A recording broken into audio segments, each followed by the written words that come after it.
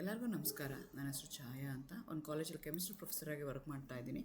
ನನ್ನ ಇಂಟೆನ್ಷನ್ ಈ ಚಾನೆಲ್ನ ಸ್ಟಾರ್ಟ್ ಮಾಡೋದಕ್ಕೆ ಅಂದರೆ ಸಾಧ್ಯ ಆದಷ್ಟು ಕೆಮಿಸ್ಟ್ರಿ ರಿಲೇಟೆಡ್ ಟಾಪಿಕ್ನ ಸಿಂಪಲಾಗಿ ಕನ್ನಡದ ಹೇಳುವಂಥ ಪ್ರಯತ್ನ ಮಾಡ್ತಿದ್ದೀನಿ. ಕೆಮಿಸ್ಟ್ರಿ ಇಷ್ಟ ಇಲ್ದಿರೋರ್ಗೂ ಕೆಮಿಸ್ಟ್ರಿ ಕಡೆಗೆ ಸೆಳೆಯುವಂಥ ಪ್ರಯತ್ನ ನಾನು ನನ್ನ ಚಾನಲ್ ಮುಖಾಂತರ ಮಾಡ್ತಾಯಿದ್ದೀನಿ. ಸದ್ಯಕ್ಕೆ ನೀವೇನಾದರೂ ರಾಣಿ ಚೆನ್ನಮ್ಮ ಯೂನಿವರ್ಸಿಟಿನಲ್ಲಿ ಓದ್ತಾ ಇದ್ದೀರಾ, 5th ಸೆಮ್ಮಲ್ಲಿ ಇದ್ದೀರಾ ಅಂತಂದರೆ ನಿಮ್ಗೆ ಆಲ್ರೆಡಿ ಗೊತ್ತಿರುತ್ತೆ. 2 ಪೇಪರ್ ಇರುತ್ತೆ, T5 ಆ್ಯಂಡ್ T6 ಅಂತ. ಅಗೇನ್ ಒಂದೊಂದು ಪೇಪರಲ್ಲೂ ನಿಮಗೆ 4 ಯೂನಿಟ್ ಇರುತ್ತೆ. ಅದೇ ರೀತಿ T5ಅಲ್ಲಿ ಯೂನಿಟ್ 1ಅಲ್ಲಿ ನಿಮಗೆ ಕೋಆರ್ಡಿನೇಷನ್ ಕಾಂಪೌಂಡ್ಸ್ ಅಂತ ಇದೆ. ಅದರದ್ದು ಸೀರೀಸ್ನ ಈಗ ಅಪ್ಲೋಡ್ ಮಾಡ್ತಾ ಇದ್ದೀನಿ. ಆ ಸೀರೀಸಲ್ಲಿ ನಾನು ಇವತ್ತು ಅಪ್ಲೋಡ್ ಮಾಡ್ತಾ ಇರೋಂಥದ್ದು 9ನೇ ವೀಡಿಯೋ. ಇವತ್ತಿನ ವೀಡಿಯೋದಲ್ಲಿ applications of valence bond theory. ಹಿಂದಿನ ವೀಡಿಯೋದಲ್ಲಿ ವೇಲೆನ್ಸ್ ಬಾಂಡ್ ಥಿಯರಿ ಪಾಸ್ಟುಲೇಟ್ಸ್ ಏನು, how it has overcome the Werner theory, limitations of Werner theory ಅಂತೆಲ್ಲ ಎಕ್ಸ್ಪ್ಲೈನ್ ಮಾಡಿದ್ದೀನಿ. ಈ ವಿಡಿಯೋದಲ್ಲಿ 3 ಐರನ್ ಕಾಂಪ್ಲೆಕ್ಸಸ್ನ ತೊಗೊಂಡು potassium ferricyanide potassium ferricyanide, potassium ferrocyanide ಮತ್ತು ಪೊಟ್ಯಾಷಿಯಂ ಐರನ್ ವಿತ್ ಫ್ಲೋರಿನ್ ಕಾಂಪ್ಲೆಕ್ಸಸ್ನ ಪೊಟ್ಯಾಷಿಯಂ ಅಂದರೆ FeCN6 3- FeCN6 4- FeF6 3-, ಈ 3 ಕಾಂಪ್ಲೆಕ್ಸಸ್ನ ತೊಗೊಂಡು how we can apply valence bond theory, postulates valence bond theory, ಅದನ್ನು ಇನ್ ಡೀಟೇಲ್ ಆಗಿ ಈ ವಿಡಿಯೋದಲ್ಲಿ ನಾವು ನೋಡ್ತಾ ಹೋಗೋಣ. ಸೊ ನಿಮ್ಗೆ ಆಲ್ರೆಡಿ ಗೊತ್ತಿದೆ, ಕೋಆರ್ಡಿನೇಷನ್ ಕಾಂಪೌಂಡ್ಸ್ ಅಂದರೆ ಕಾಂಪ್ಲೆಕ್ಸನ್ಸ್ ಅಂತಲೂ ಕರೀತಾರೆ. ಅದರಲ್ಲಿ ಏನಿರುತ್ತೆ ಅಂದರೆ ಒಂದು ಸೆಂಟ್ರಲ್ ಮೆಟಲ್ ಅಯಾನ್ ಇರುತ್ತೆ, ಜೊತೆಗೆ ಲಿಗ್ಯಾಂಡ್ ಇರುತ್ತೆ. ಸೊ ಲಿಗ್ಯಾಂಡ್ ಮತ್ತು ಮೆಟಲ್ ಅಯಾನ್ ಏನಿದೆಯಲ್ಲ ಅವೆರಡರ ಮಧ್ಯದಲ್ಲಿ ಕೋಆರ್ಡಿನೇಟ್ ಬಾಂಡ್ ಆಗಿರುತ್ತೆ. ಲಿಗ್ಯಾಂಡ್ ಯೂಶಲಿ ಕಾಂಟ್ರಿಬ್ಯೂಟ್ ಮಾಡುತ್ತೆ, ಮೆಟಲ್ ಅಯಾನ್ ಏನು ಮಾಡುತ್ತೆ, ಅಕ್ಸೆಪ್ಟ್ ಮಾಡ್ಕೊಳ್ಳುತ್ತೆ. ಹಾಗಾಗಿ generally coordination compounds at the end ಏನಾಗಿರ್ತವೆ, ನ್ಯೂಟ್ರಲ್ ಆಗಿರುತ್ತೆ with complex ion present in it.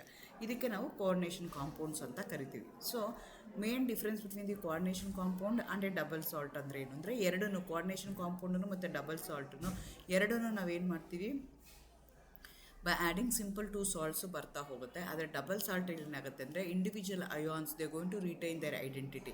ವೆರಾಸ್ when you consider the coordination compounds, ಅವು ಏನಾಗ್ತವೆ ಅಂದರೆ they do not retain their identity. So ಅಂಥದಕ್ಕೆ ನಾವೇನಂತ ಕರಿತೀವಿ, ಕಾಂಪ್ಲೆಕ್ಸ್ ಕಾಂಪೌಂಡ್ಸ್ ಅಂತ ಕರಿತೀವಿ, ಇಲ್ಲ ಅಂದರೆ ಕೋಆರ್ಡಿನೇಷನ್ ಕಾಂಪೌಂಡ್ಸ್ ಅಂತ ಕರಿತೀವಿ. Double salt coordination compounds we can classified as double salt.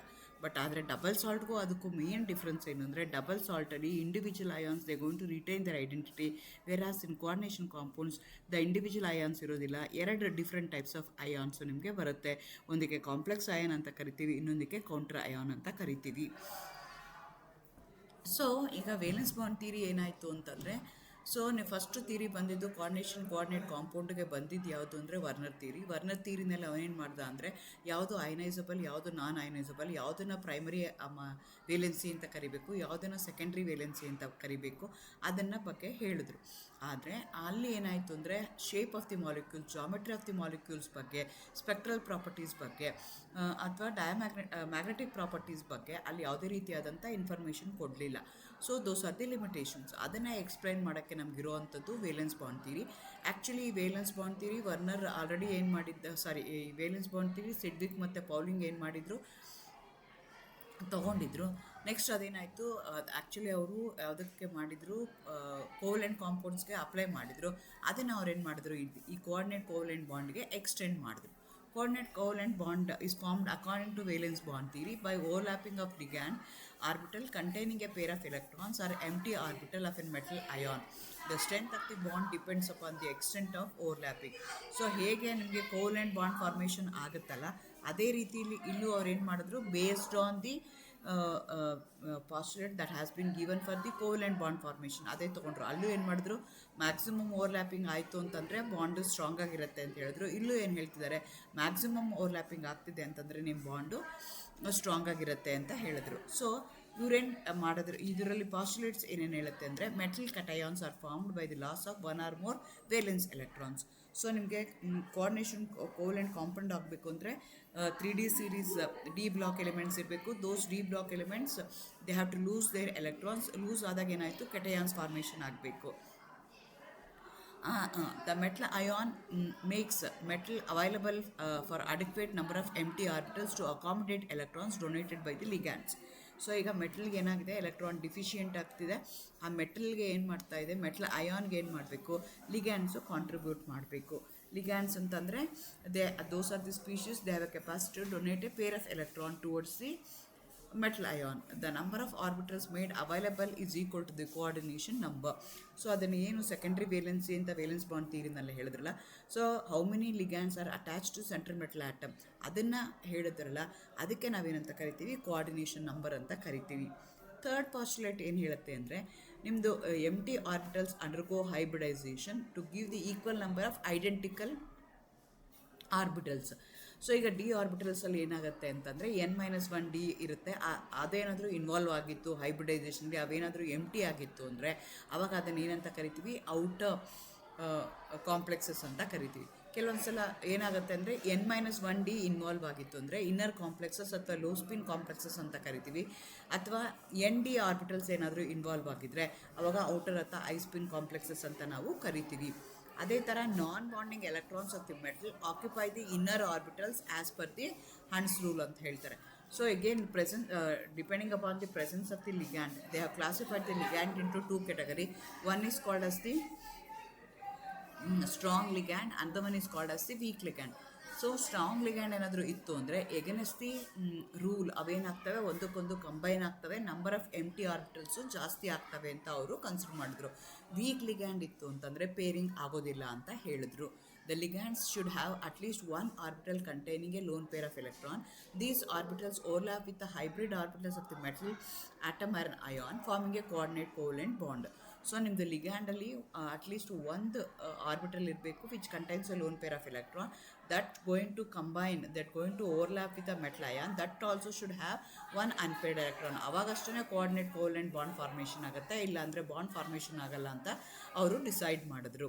The geometry of the molecule depends on the directional character of the hybrid orbitals or type of hybridization.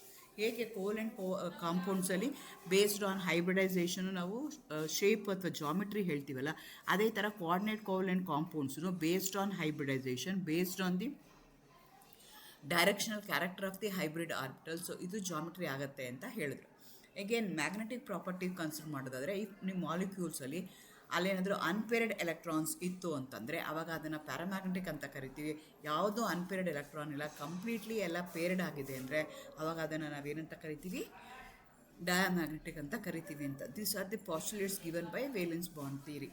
So ಅದನ್ನು ಈಗ ಏನು ಮಾಡಬೇಕು, ನಾವು 3 ಬೇರೆ ಬೇರೆ ಕಾಂಪ್ಲೆಕ್ಸಸ್ಗೆ ಅದನ್ನು ನಾವೇನು ಮಾಡಬೇಕು, ಐರನ್ ಕಾಂಪ್ಲೆಕ್ಸಸ್ಗೆ ಅಪ್ಲೈ ಮಾಡಿ ಆ ವೇಲೆನ್ಸ್ ಬಾಂಡ್ ಥಿಯರಿ ಕರೆಕ್ಟಾಗಿದೆಯಾ ಇಲ್ವಾ ಅಂತ ಅವ್ರೇನು ಮಾಡ್ತಾರೆ, ಡಿಸೈಡ್ ಮಾಡ್ತಾ ಇದ್ದಾರೆ. ಸೊ ಅದಕ್ಕೆ ಫಸ್ಟ್ ಅವ್ರು ತೊಗೊಂಡಿರೋದು FeCN6 4- ತೊಗೊಂಡಿದ್ದಾರೆ. ಆ್ಯಕ್ಚುಲಿ ಕೌಂಟ್ರಾಯನ್ ಆಗಿರುತ್ತೆ, ಪೊಟ್ಯಾಷಿಯಮ್ ಆಗಿರುತ್ತೆ. ಅದನ್ನು K4 FeCN6 ಅಂತ ತೊಗೊಳ್ತೀವಿ ನಾವು. ಪೊಟ್ಯಾಷಿಯಮ್ ಫೆರೋಸೈನೈಡ್ ಅಂತ ನಾವು ಕನ್ಸಿಡರ್ ಮಾಡ್ಕೊಳ್ತೀವಿ. ಇಲ್ಲಿ ಸೆಂಟ್ರಲ್ ಮೆಟಲ್ ಆಟಮ್ ಯಾವುದಿದೆ ಅಂದರೆ ಐರನ್ ಇದೆ. ಐರನ್ದಕ್ಕೆ ಎಲೆಕ್ಟ್ರಾನಿಕ್ ಕಾನ್ಫಿಗರೇಷನ್ ಬರೆದ್ರೆ 3d6.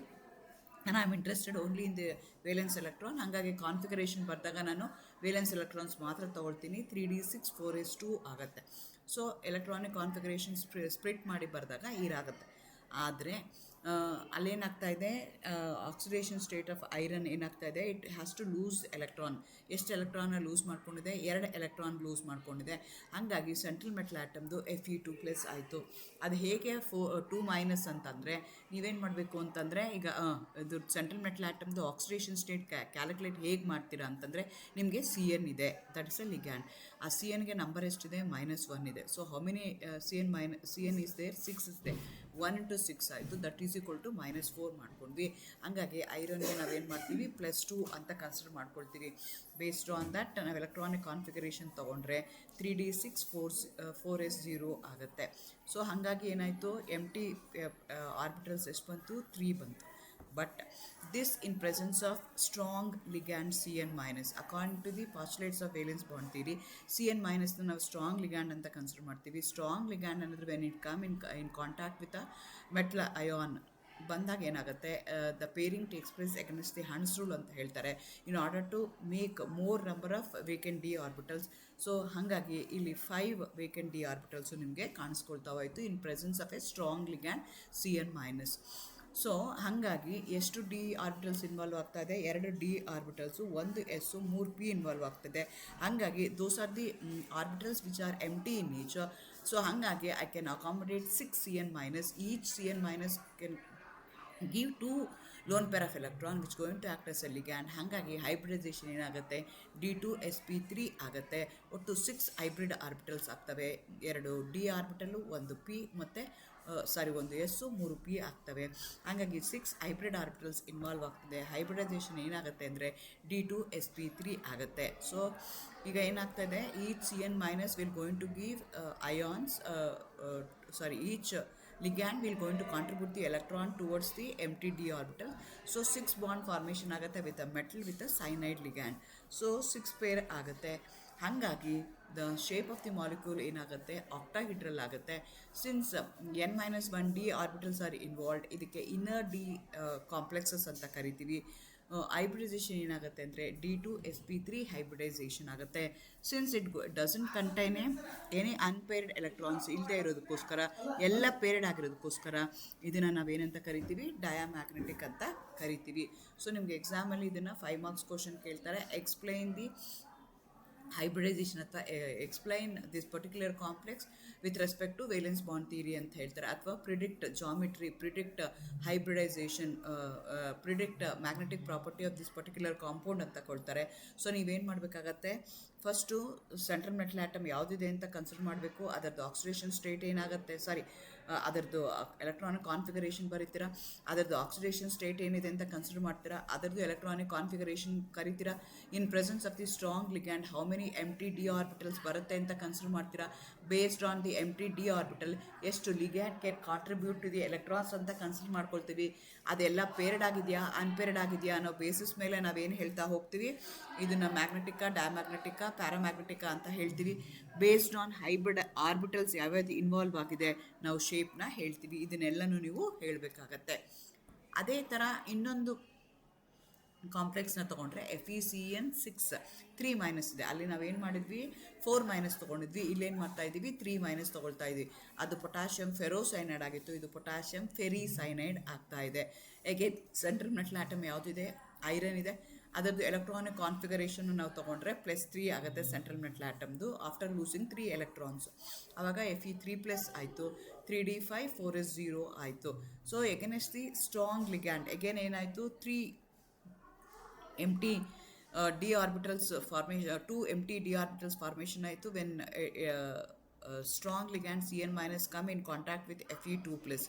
ಸೊ ಒಟ್ಟು 5 ನಿಮಗೆ 6 orbitals, D orbitals 2 D orbital, 1 S orbital, 3 P orbital ಏನಾಗ್ತಾ ಇದೆ, ಎಂಟಿ ಆಗ್ತಿದೆ in presence of the strong ligand. ಹಾಗಾಗಿ ಏನಾಗ್ತಾ ಇದೆ, ಒಟ್ಟು 6 ಹೈಬ್ರಿಡ್ ಆರ್ಬಿಟಲ್ಸ್ಗಳು ಫ್ರೀ ಕಾಣಿಸ್ಕೊಳ್ತಾ ಇದೆ. ಹಾಗಾಗಿ ಆ ಹೈಬ್ರಿಡ್ ಆರ್ಬಿಟಲ್ಸ್ಗಳಿಗೆ ಫಿಲ್ ಮಾಡೋದಕ್ಕೆ ಈಚ್ CN- ಅಯಾನ್ ಏನು ಮಾಡ್ತಾ ಇದೆ, ಎಲೆಕ್ಟ್ರಾನ್ಸ್ನ ಡೊನೇಟ್ ಮಾಡ್ತಾ ಇದೆ. ಹಾಗಾಗಿ ಹೈಬ್ರಿಡೈಸೇಷನ್ ಏನಾಗುತ್ತೆ, D2sp3 ಆಗುತ್ತೆ. 2 3D orbital, 1 4s orbital, 3 4p orbitals, np orbitals ಏನಾಗಿದೆ, involved in forming the hybrid orbital that going to contributed by the ligand, strong ligand CN- ಆಗುತ್ತೆ. ಹಾಗಾಗಿ ಶೇಪ್ ಏನಾಗುತ್ತೆ, ಎಕ್ಸಾಕ್ಟ್ಲಿ ಅದೇ ಥರ ಆಗುತ್ತೆ. D2sp3 ಹೈಬ್ರಿಡೈಸೇಷನ್ ಇದ್ರೆ ಯಾವಾಗ ಆಕ್ಟಾಹಿಡ್ರಲ್ ಶೇಪ್ ಆಗುತ್ತೆ. Again N-1 d orbitals involved, ಅದಕ್ಕೋಸ್ಕರ ಇದು ಇನ್ನರ್ ಆರ್ಬಿಟಲ್ ಕಾಂಪ್ಲೆಕ್ಸ್ ಅಂತ ಹೇಳ್ತೀವಿ. ಶೇಪ್ ಏನಾಗುತ್ತೆ ಅಂದರೆ ಆಕ್ಟಾಹಿಡ್ರಲ್ ಆಗುತ್ತೆ. Since it going to contain 1 paramagnetic electron ಇರೋದಕ್ಕೋಸ್ಕರ, 1 ಅನ್ಪೇರ್ಡ್ ಎಲೆಕ್ಟ್ರಾನ್ ಇರೋದಕ್ಕೋಸ್ಕರ ಇದನ್ನು ನಾವು ಪ್ಯಾರಾಮ್ಯಾಗ್ನೆಟಿಕ್ ಅಂತ ಕರಿತೀವಿ. ಇದನ್ನು ಅವರು 5 ಮಾರ್ಕ್ ಕೇಳ್ಬೋದು. ಅದೇ ಥರ ನಾವೇನು ಮಾಡ್ತಾ ಇದ್ದೀವಿ, ಇನ್ನೊಂದು ಎಕ್ಸಾಂಪಲ್ ತೊಗೊಳ್ತಾ ಇದ್ದೀವಿ which is iron complex only. ಆದರೆ ನಾವಿಲ್ಲಿ ತೊಗೊಳ್ತಾ ಇರೋವಂಥ ಲಿಗ್ಯಾಂಡ್ ಏನಿದೆಯಲ್ಲ ಅದನ್ನು ನಾವು ವೀಕ್ ಲಿಗ್ಯಾಂಡ್ ಅಂತ ಕರಿತೀವಿ. Only in presence of a strong ligand ಏನಾಗುತ್ತೆ, ಎಗನೆಸ್ಟ್ ದಿ ಹಂಟ್ಸ್ ರೂಲ್ ಏನಾಗುತ್ತೆ, ಪೇರಿಂಗ್ ಅಪ್ ಆಗುತ್ತೆ, ನಂಬರ್ ಆಫ್ ಹೈಬ್ರಿಡ್ ಆರ್ಬಿಟಲ್ಸು ಜಾಸ್ತಿ ಆಗ್ತಾ ಹೋಗುತ್ತೆ. ವೀಕ್ ಲಿಗ್ಯಾಂಡ್ ಇತ್ತು ಅಂದರೆ pairing up against the Hund's rule ಆಗೋದಿಲ್ಲ.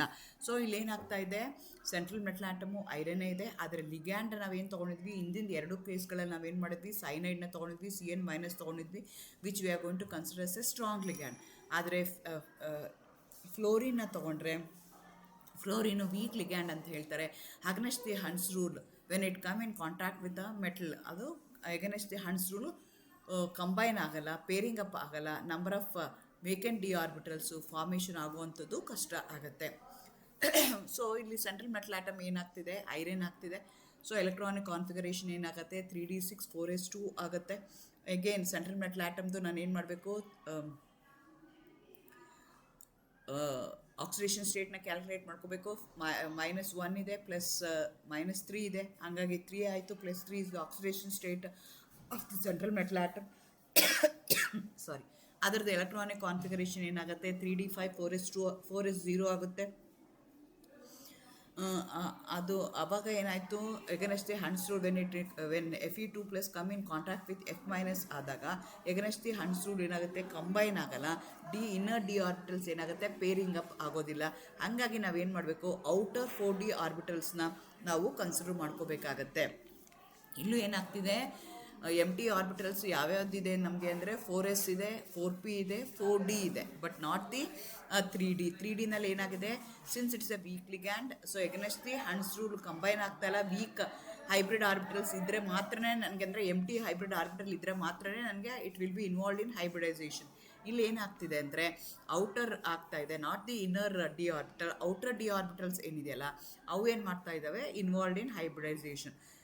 sp3 d2 ಹೈಬ್ರಿಡೈಸೇಷನ್ ಆಗ್ತಿದೆ. ಅಲ್ಲಾದರೆ ನಾವೇನು ಮಾಡ್ತಿದ್ವಿ, d2 sp3 ಅಂತ ಹೇಳ್ತಿದ್ವಿ. ಇಲ್ಲೇನು ಹೇಳಬೇಕು, sp3 d2 ಅಂತ ಹೇಳಬೇಕು. d2 ಅನ್ನೋದ್ರೆ ನಾವು ಕೊನೆಗೆ ಬರೆದ್ರೆ that is called as outer complex ಅಂತ. d2ನ ಒಳಗಡೆ ಬರೆದ್ರೆ ಅದನ್ನು ನಾವು ಇನ್ನರ್ ಕಾಂಪ್ಲೆಕ್ಸ್ ಅಂತ ಹೇಳ್ತೀವಿ. ಇನ್ನರ್ ಕಾಂಪ್ಲೆಕ್ಸಲ್ಲಿ n-1d ಇನ್ವಾಲ್ವ್ ಆಗಿರುತ್ತೆ, ಔಟರ್ ಕಾಂಪ್ಲೆಕ್ಸಲ್ಲಿ nd ಇನ್ವಾಲ್ವ್ ಆಗಿರುತ್ತೆ. ಸೊ ಅವಾಗ ಏನಾಯಿತು, ಒಟ್ಟು 6 ಆರ್ಬಿಟಲ್ಸ್ ಏನಾಗ್ತಿದ್ದಾವೆ, ಇನ್ವಾಲ್ವ್ ಆಗ್ತಿದ್ದಾವೆ. ಒಂದು ಎಸ್ಸು, 3 ಪಿ, ಅದೇ ಥರ 2 ಡಿ ಇನ್ವಾಲ್ವ್ ಆಗ್ತಿದೆ. ಒಟ್ಟು 6 ಹೈಬ್ರಿಡ್ ಆರ್ಬಿಟಲ್ಸ್ ಆಗ್ತಾ ಇದೆ.